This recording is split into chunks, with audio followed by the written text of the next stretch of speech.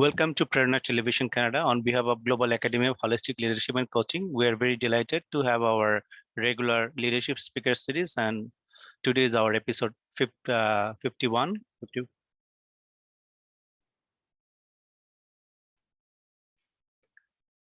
So I now welcome Advocate Ziaur Rahman, who is our trainer, and he's the CEO and IITM and Adjunct Faculty of Independent University, Bangladesh.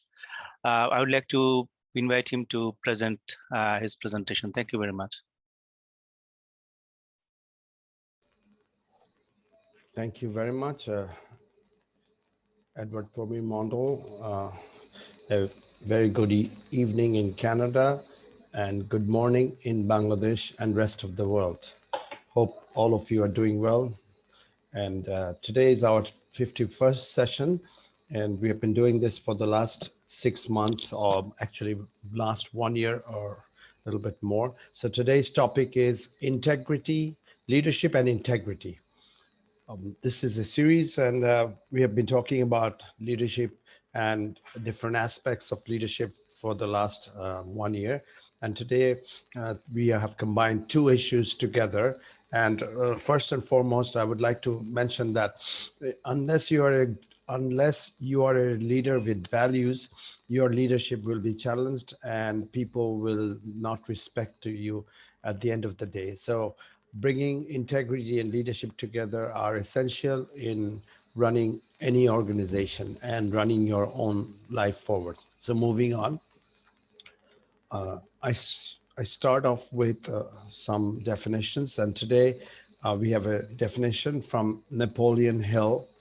He says, when you are able to maintain your own highest standards of integrity, regardless of what others may do, you are destined for greatness. So the whole point is, if you really want to achieve grand success in life, you have to keep your standards at the highest level, regardless of what others may do. So if you're focused and if you channel your energy towards commitment, towards values, towards having a strong structure of what is right, if you are always towing that line, then no matter what others are doing, you will be destined for greatness. Greatness will be thrust upon you.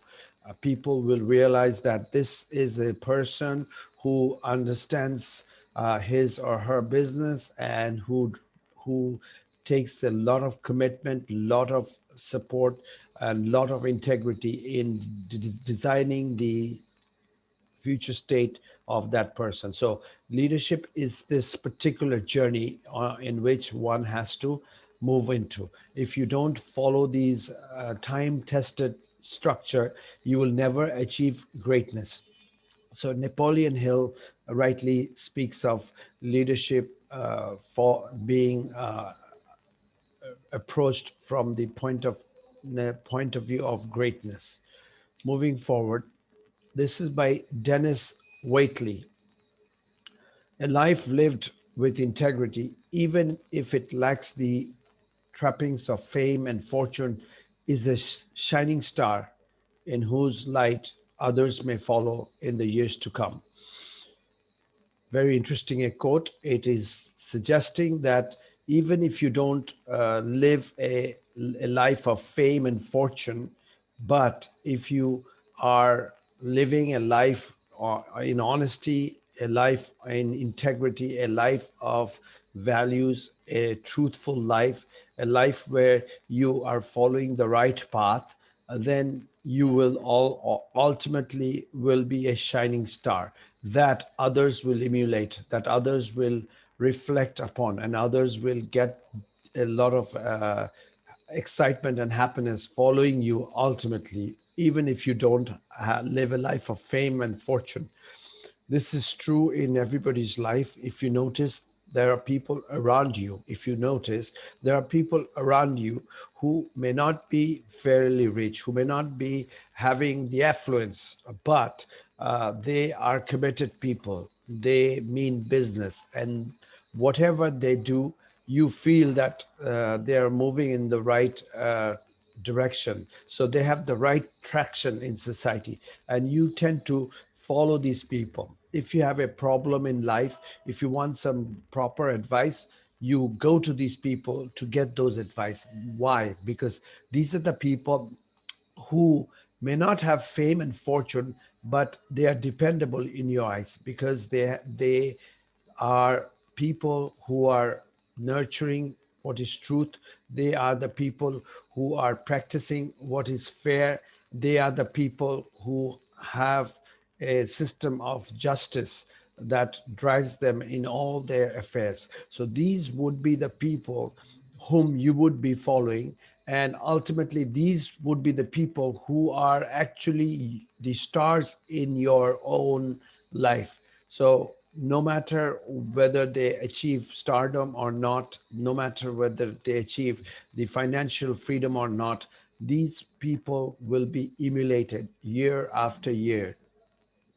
And that's how they will be the shining star in your life. So as a professional, what we have to do is try to tread these paths where people will start to follow you, people will start to practice what you're doing. People will start to realize and sort of work with you, and that is the way you will get a lot of support from the community, and you will slowly but surely turn into being a star, in the sense that people will be listening to you, people will be guided by your thoughts, and people will sometimes and even often get your advice and do things in their own particular lives. So you become a very strong influence in the lives of many other people.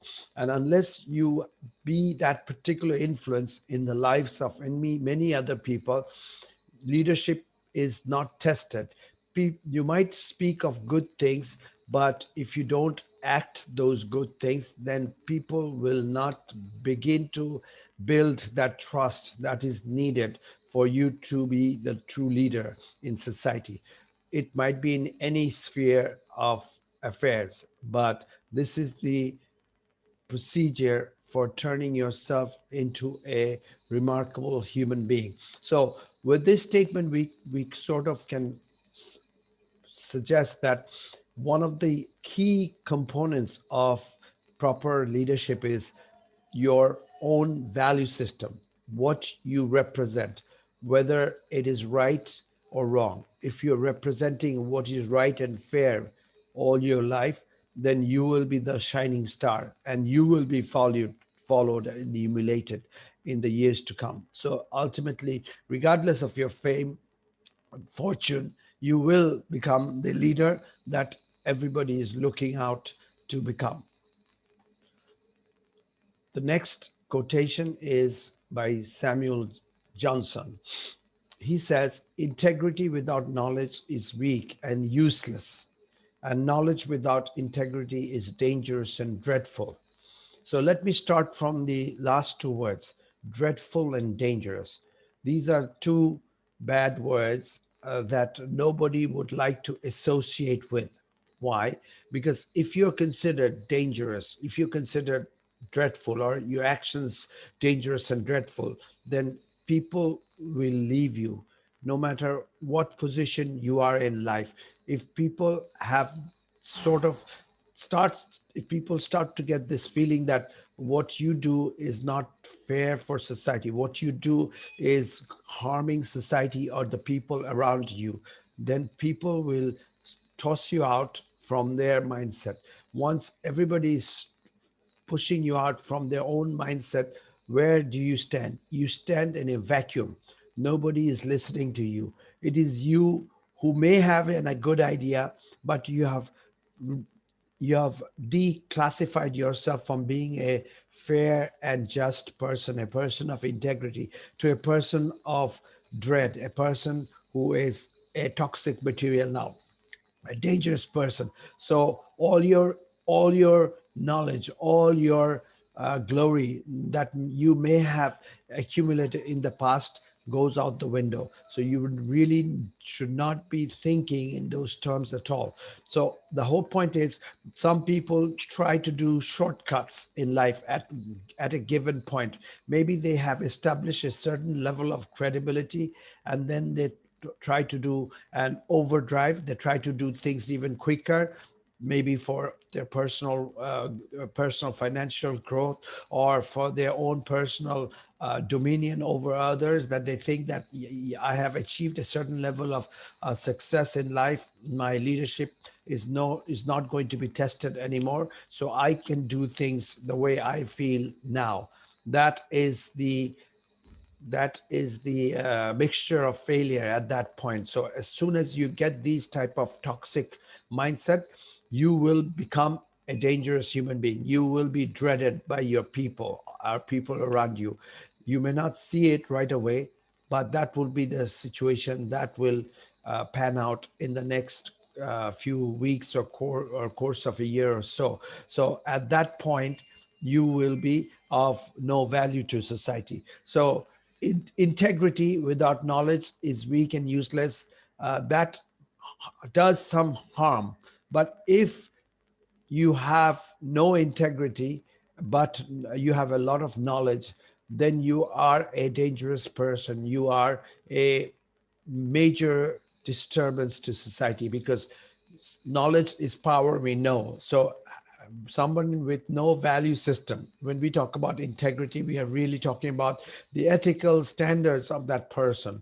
We will go into the details of the description and definition of integrity a little bit later, but just to give the idea that somebody of knowledge without fairness principle is a dangerous person, and is a dreadful person in society. So you really don't want to be in those shoes.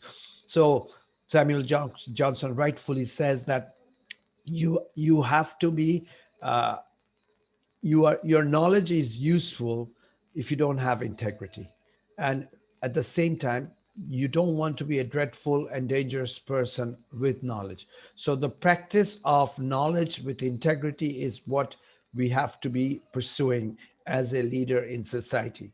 So moving forward,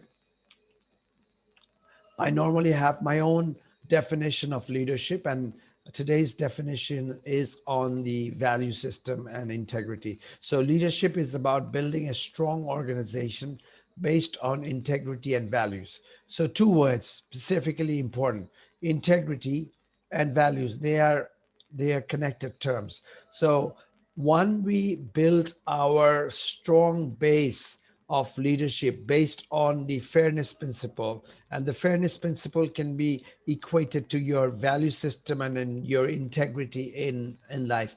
Once you have that standard set, no matter what you do, you are only connected to something which is fair, something which is truthful, something which is good for society. Then people will resonate with you, people will come close to you, people will try to get an acquaintance and association with you, because people will realize that this gentleman, or this organization, having fine people uh, that they can emulate and they can learn from. So the organization will automatically begin to grow in terms of its strength, its products and services, because people uh, have uh, have put their faith on you and your product and your services. So when we talk about integrity, we are not just talking about integrity of your speech.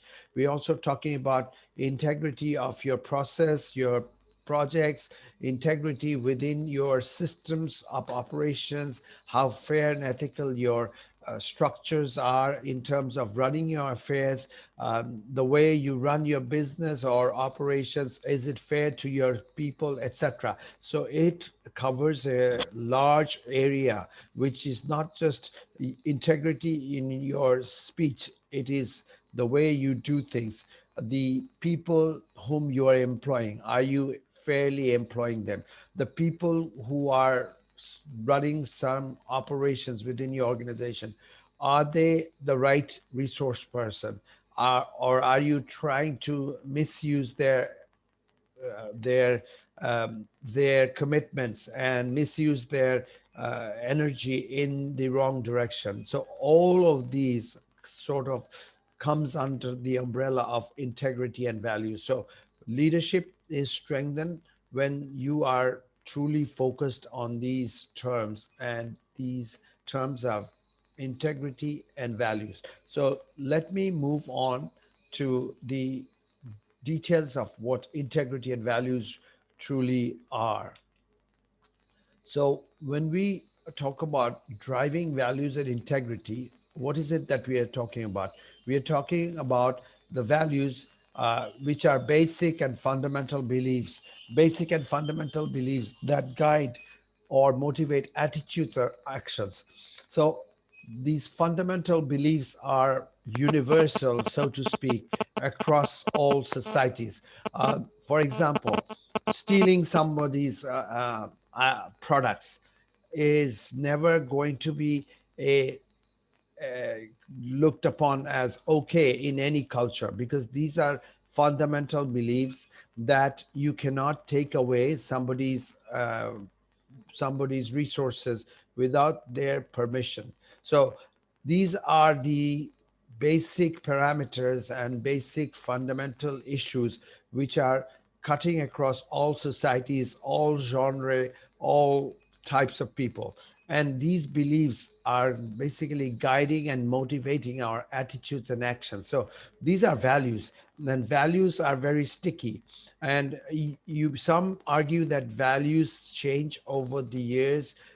Certain perspectives regarding certain values can have certain changes, but when you're talking about the core values of integrity, honesty, freedom, uh, the knowledge, the perspective of being respectful, etc. These would be some of the core values, and they will never change even 1,000 years from today. So we have to be very careful in driving these values. Um, these values are the motive behind purposeful actions. So when you are having a strong value system and you're driving certain values within your organization, what you're actually doing is you're creating a purposeful action within the organization. You're building the organizational mindset and momentum for a fair organization. And these values ultimately creates the leadership in you. And what is integrity in relation to values? Integrity is the quality of being honest and having strong moral principles that you refuse to change. So, when we say that the world is changing, we are not talking about these two terms basically. We're not suggesting that we are changing in terms of integrity. Integrity, in the real sense of the word, is not going to change at all. When you are an organization with strong integrity and strong value system, no matter what products and service you offer, regardless of completely transforming your organization from an different product based organization to a complete, let's say, service based organization, the two words will be sticky. The two words are integrity and values, and they're connected. So the quality of being honest and having a strong ethical fiber and a moral principle will never change. And if you are a leader and if you're driving an organization forward, you must not be tweaking with these two systems, two very essential thoughts which drive every organization, every society, every country forward. So any organization or any persons within organization, if they are having a lower supply of these two systems, the organization will falter. The brand value of the organization will come. We talked about brand of organizations, we talked about personal branding previously, and we also showed in our presentation previously that it is the truthfulness of the human being which is integral to creating the brand within a person or within an organization. And why that is important? It is very much connected with your integrity and values. So, being truthful, being fair, being ethical, being doing what is right for society is going to be driving your values and integrity. And through these two driven procedures and processes, you will build uh, or build the organization forward. Once you strew these these items together, the ethical fabric will be strengthened. And when people will sort of buy your product or look at your product, they will be questionably thinking that we should buy this product. So when we talk about an example, I would like to cite an example. For example, when you think of a product called, let's say, Mercedes Benz or Volvo in the automobile sector, you immediately associate these two terms with quality and the issue of being sturdy and dependable. Why? Because over the years, these two companies have positioned themselves in those two domains where they are being focusing on offering high quality products, and they're focusing on being ethical and an organization which is based on value system. So you don't question the quality and the sturdiness of these products.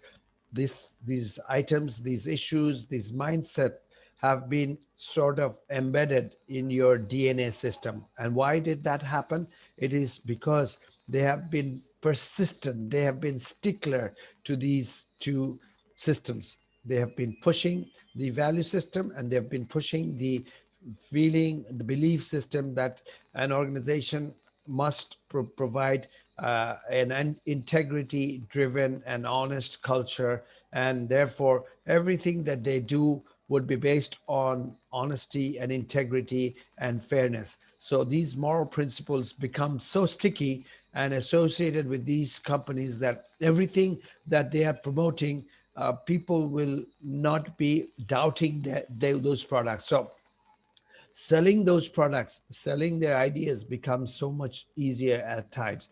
Similarly, if you look at Apple products, people have established a strong value system with these products. They feel that this company is not only producing quality products, innovative products, their products are going to be adding value to their lives. So once that principle is set squarely in their mindset, imagine what is happening to the company and its product. It is going from becoming extremely large company to becoming $1 trillion company. It has already turned into $1 trillion company. No, very few other companies have achieved that type of stardom, that type of status symbol. So uh, some naysayers might say that if you want to do well in life, sometimes you have to cut corners and you have to defocus from values and just focus and channel your mindset to achieving something which is commonsensical and doing the right thing at the right time. When they talk about doing the right thing at the right time, they are suggesting that sometimes you you overlook the integrity and values and try to achieve certain things quickly, and that is the smart thing to do. I would suggest that that is exactly the wrong thing to do, because if you're trying to cut corners and you're doing smart things at a smart time, at the right time, people will find out what you represent.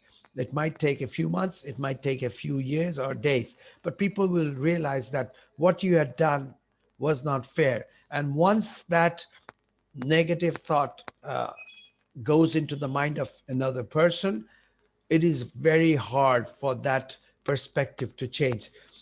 We know that it takes years to build up your character, but it takes a small slip to reduce your character to the dust. So we have to be very careful, and we have to be driving values and integrity as a leader on a regular basis. Moving forward, these are some of the areas where the integrity and values can be looked upon. And what are these components? If you look at the values, we're looking at the core system of who you are and what you represent. Number from a organizational and individual part, it does not matter if you have these values in some supply, then you will be turning yourself into a valued human being, a person who would be respected and who would be considered a leader. You have to have the integrity, you have to have the innovation, the creativity. You have to be committed to doing what you have been doing for the last periods, and you are following through that commitment. Creativity and innovation are connected. You have to be responsible for managing people and respecting people. You must have the passion to drive things forward. You have to be goal oriented. You have to show certain growth in the products and services that you do, and in your own personal space you want to show that you are achieving growth in terms of knowledge, in terms of skills, in terms of capacity, in terms of network, etc. And the connection comes with networks as well. So these nine components in different supplies would actually create who you are, and it will situate you as a leader in society. So these are the core values. So now, if we look at what are the integrity issues that are relevant for a leader, first and foremost, if you know, some of the terms are not in in the core values, but they are embedded. For example, when we talk about integrity, we are also talking about honesty. So in the core value, if you are missing, let's say, one or two words, they actually are there in one of the other thoughts that have been projected here. For example, in integrity, fairness principle would be there. In integrity, honesty would be there, etc. So on the integrity part, number one is honesty. They don't come in the exact order, but a very important component would be honesty. The second one would be trust. If you are honest and trustful, the world is yours pretty much. People will be around you, feeling confident working with you. Then, if you are fair, that will add another feather to your strength.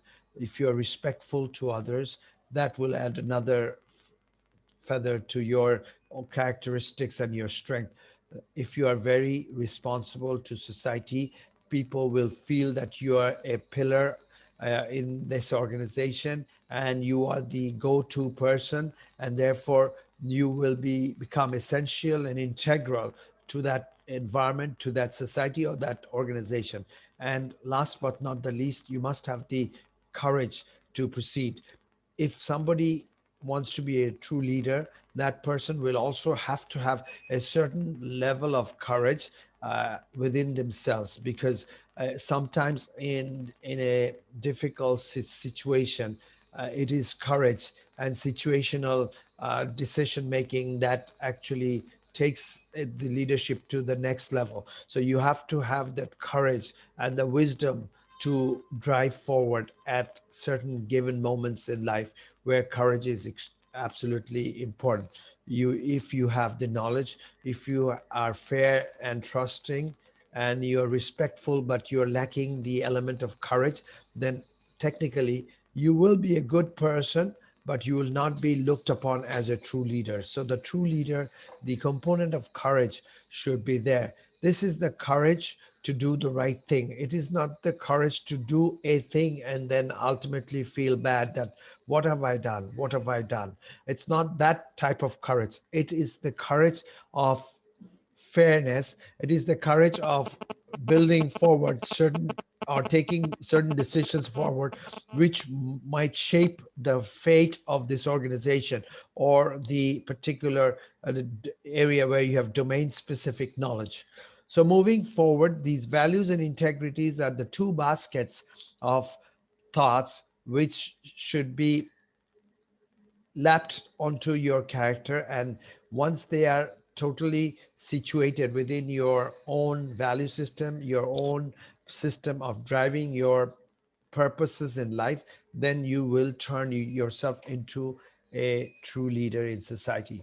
Moving forward, The ethical dilemmas are very, very important in society. Certain times we have situations where we have to make a decision as to whether we promote this product or whether we bite the bullet and take the loss, because maybe the product has small uh, problems and people may not be able to see it, and you can pass the product without being noticed, and ultimately there is almost close to no possibility of a product failure. You know that, but you still uh, become hesitant and you think that no, let me rectify the product and then make the product go back to the market.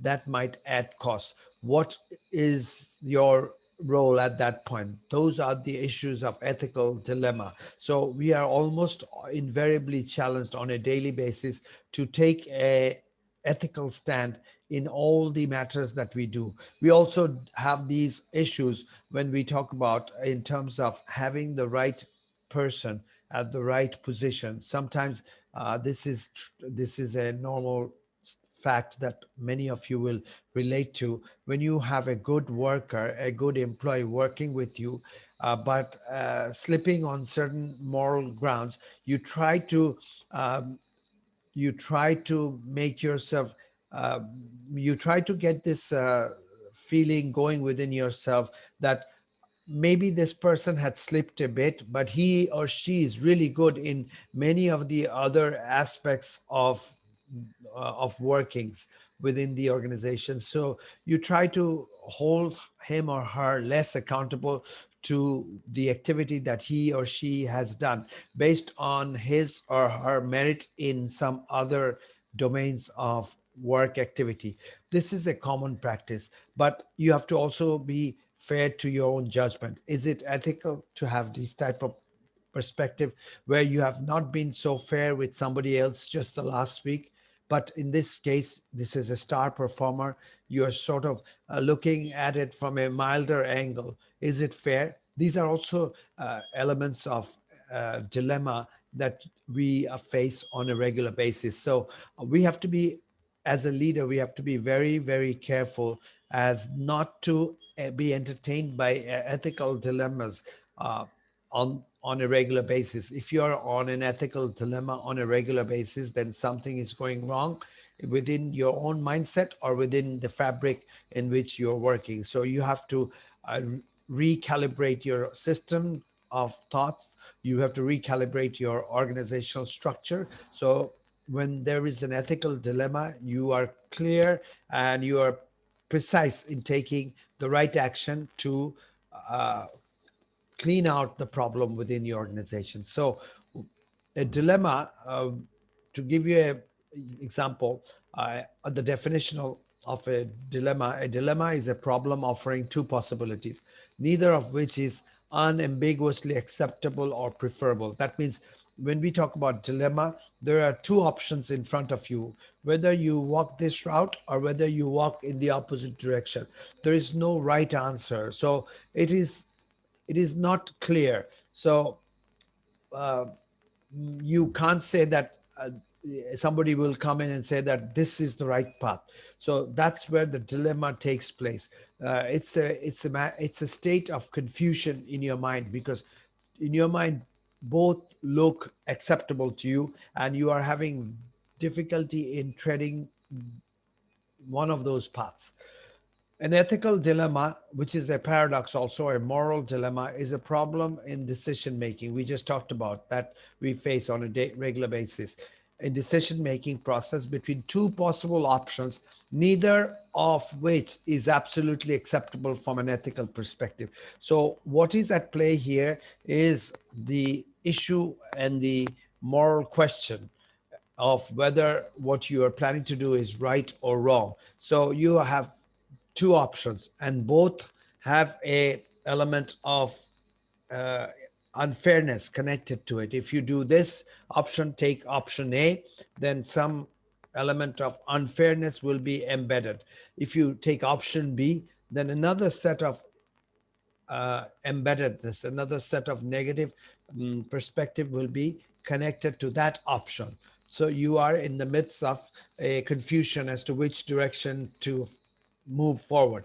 As a leader, uh, you have to create an environment so that the ethical dilemmas are reduced. You can never stop ethical dilemmas because these are organic, they come up uh, all of a sudden, and there is no standard operating procedures to follow when an ethical dilemma actually pops out. You Each dilemma is distinctly different from the other. They might have similarity, but they will obviously be different. And if you have taken a particular decision with regards to one dilemma from your own personal logic and knowledge space, that is good. If you can immediately identify in a different set of circumstances another dilemma, but that has a strong connectivity to a previously decided situation, then your life becomes easier. So as a leader, you have to try to sort of narrow these components of dilemma so that you are not confused. So every time somebody is in a dilemma, time is wasted because you have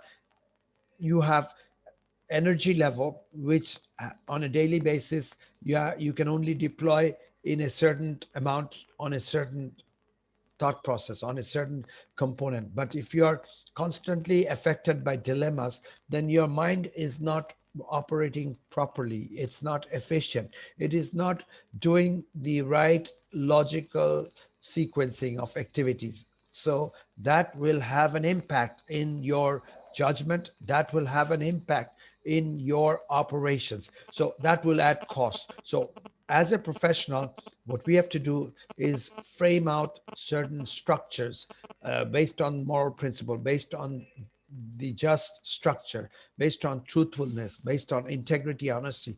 And if something does not fall into these particular components, then you need to toss it out. You don't have to worry about whether it might do something better or worse if the dilemma is not resolved, or if the dilemma is resolved, something negative can come about. You will not be you will not be in those type of mindset at that point because you have structured your organization based on some values, based on some moral principles. And if something does not pass the test of that moral principle or pass the test on those value system, the moral structure that you have developed, then you toss it out. And that's how you can overtake or you can overcome the issues of dilemma. And that is how you become a truly transformational leader. Moving forward, and that's how the organization actually transforms, by rooting out the problems, by creating structural value systems, modes of operation based on fairness principle. So whenever you're trying to build the organization forward, if you build these elements, then you actually do well in life. So you must be driving these visions these visions within your organization so that you're rooted in the truth principles and the fairness principle, and that's how you create the vision for your organization. Then you must be focusing on all the standards we just talked about in the last slide, building the moral structure, the ethical standards. That is absolutely vital, and that will be needed in order for you to move out of the ethical dilemma and transform your organization. Then you must promote strong value orientation.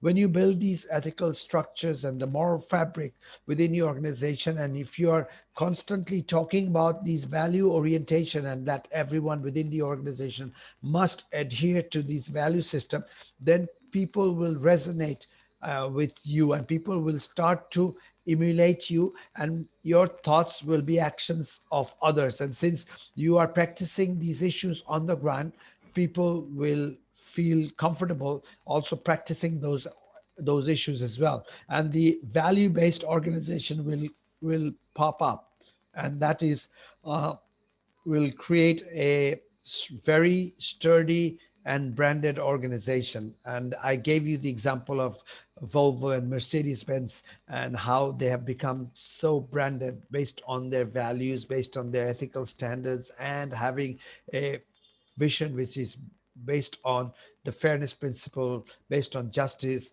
based on quality products, etc. So the fourth point is impart positive social influence. There should be one S there.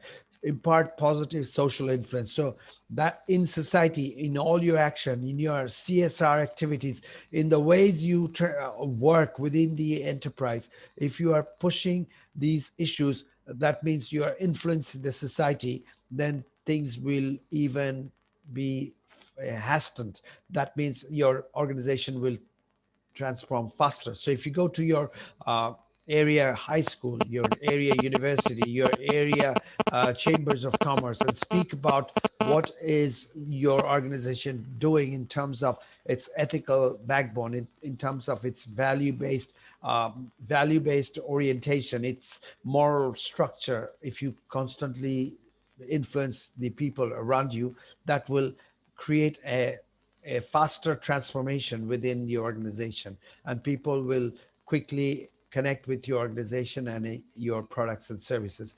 And all of these must be done on a regular basis through effective communication. And we know that part of the game is complete when your communication is properly structured. If the communication is properly structured, you have achieved remarkable success already. 50% of the game of success you have already mastered. So communication is the most important part, and these communications would not just be your written or verbal communication. It would be your communication in terms of all the activities that your team, your organization, your company is doing. If it's a company, if it's an other type of organization, similarly, whatever you're doing out in the public would be creating your value system, in the sense that it will be either improving your values, relating your actions with the value system that you had uh, organized or you had been talking about. Is your action rooted in the more principle of proper values? If it is, then you are moving in the right direction. If it's not, then you are retarding. You're actually having a negative influence on your structure. And no matter what communication you pan out, you give out into the society, they will backfire. They will come back and they will boomerang on you. So transforming the organization is tremendously important issue for everyone, right from the CEO to the person who is doing a smaller job within the organization. I'm not saying less responsible job, but in terms of job activity, if you are positioning yourself uh, in every affair and connecting your operation with the standards of value and ethical standards are being properly practiced, then your organization will do well in life. And whenever your organization is doing well, your leadership traits, your leadership qualities uh, will also be followed and emulated by others, because you are moving from point to point and you are creating value for society and your organization. So people will take note of it and people will connect with you easily that way. So moving forward, I'm at the end of my presentation. I normally finish off with a $1 million question. So today's $1 million question is, should leaders focus more on building an ethical organization or work more on building an efficient organization? uh, the question sort of gives a feeling that if you are an ethical organization, then you may not be an efficient organization. I did not want to give that feeling, but I wanted to give the feeling that sometimes people relate efficiency higher, in the sense that I have to be very efficient. So certain things I may have to avoid because it is adding cost. But I know that by avoiding certain things in the organization, I might not be doing justice for my organization and my team. For example, If you're selling a product which you're suggesting it is of high quality, but assume there was a process which was needed for you to ascertain the quality level of your product, you missed that opportunity. You sort of slided you slided against that particular assessment tool. You thought that that might add a little bit of cost, and you didn't have much time, and your product delivery is very, very much coming close, and you want to keep your customer happy. So you missed out on that important and vital assessment, which was really connected with ensuring quality. You know that there is almost no chance that the product will fail because of that quality check, but it was needed. But due to having less time or to reduce a little bit of cost, you missed out on that assessment. So, are you building an organization based on ethics? No, but if you think that by doing so you have become slightly more efficient, maybe in terms of your total time to delivery, you have cut maybe an hour or maybe a day, but is it an efficient organization? I would say not, because efficiency is definitely connected with ethical structures as well. So you can't be calling yourself efficient when you are not following the ethical fabric that is needed to run your system or run your operation or the particular processes that are there within your organization. So I would think that these are these are terms which don't go separately. These are intertwined terms. So when we talk about ethical organization, we are also talking about efficient organization and vice versa. When we talk about efficient organizations, we are also talking about ethical organizations. So in my mind, they go together. So we can't divide it separately. So now you might want to ask this question: why did you have this question when you can't actually divide these two terms separately? I would answer by saying that the reason I ask this question is for you to realize that one cannot actually extricate an efficient organization from an ethical organization. Every organization that is ethical, that is efficient, has to be wearing the hat of responsibility, having the moral fabric of doing what is just and fair and right. So they must be having a very strong ethical standards within their framework. Similarly, every ethical organization, if they want to build value for the society and value for their stakeholders, they must be responsible in ensuring that they don't spend wasteful resources in doing wasteful activities. They have to be running their ship in a tight fit manner so that the final product is of value and appropriate value to the customers. So that is why I think these two are integral to each other, and we cannot say that we can be focusing on an ethical organization or we can be focusing on an efficient organization. They are together, and one has to be focusing on becoming an efficient and ethical organization at the same time. And with that statement, I would like to conclude my presentation, and thank you very much. I am Advocate Ziaurahman, taking the presentation from Dhaka, Bangladesh. And back to you, Edward Probir Mondal. And stay safe from pandemic, and wishing all of you good luck in life. Thank you very much. Back to you, Edward Probir Mondal.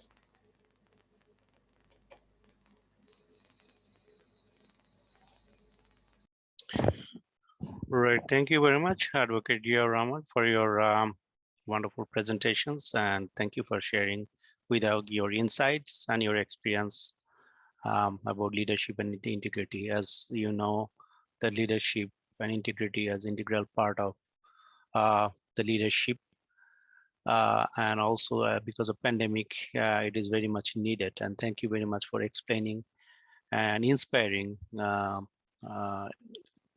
every one of us.